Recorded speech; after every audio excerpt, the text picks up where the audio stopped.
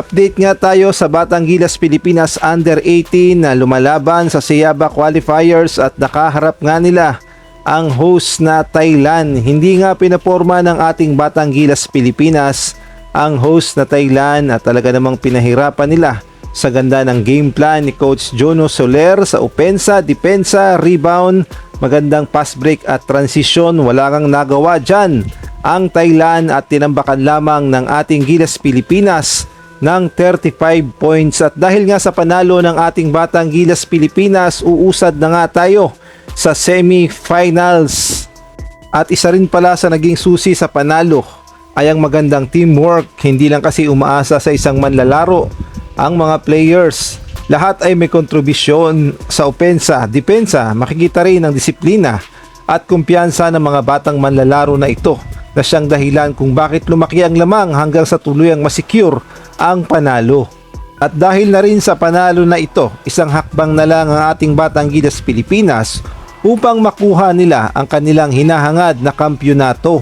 At kung magkakampiyon nga dito ang Batang Gilas Pilipinas, tayo nga ang makakwalify sa FIBA Asia Cup Under 18 kung saan mabigat ang ating mga makakalaban. At nakakatuwa nga lang isipin na habang ang ating Gilas Pilipinas Senior Men's ay naghahanda sa mga susunod na laban, partikular na sa third window, mayroon ding bagong henerasyon ng mga batang Pilipinong manlalaro na handang ipagpatuloy ang laban para sa bansa.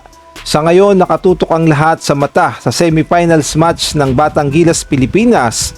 Magpapatuloy kaya ang kanilang dominanteng kampanya? Makamit kaya nila ang kampyonato para sa Pilipinas? At kung kayo naman ang tatanungin sa kanilang ipinakitang performance kontra sa Vietnam, Singapore at dito nga sa Thailand, sa tingin nyo handa na ba ang ating Batang Gilas Pilipinas na sumabak sa mas mabigat na hamon sa FIBA Asia Cup Under 18 dahil hindi nga biro ang kanilang mga makakaharap?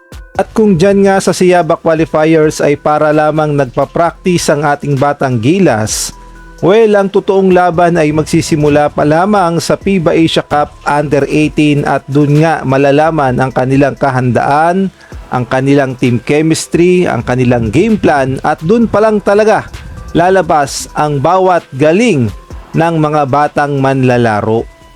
At kung nagustuhan mo ang aking video, paki-like naman, paki-subscribe, paki-pindot na rin ang notification bell para updated ka sa susunod kong i-upload.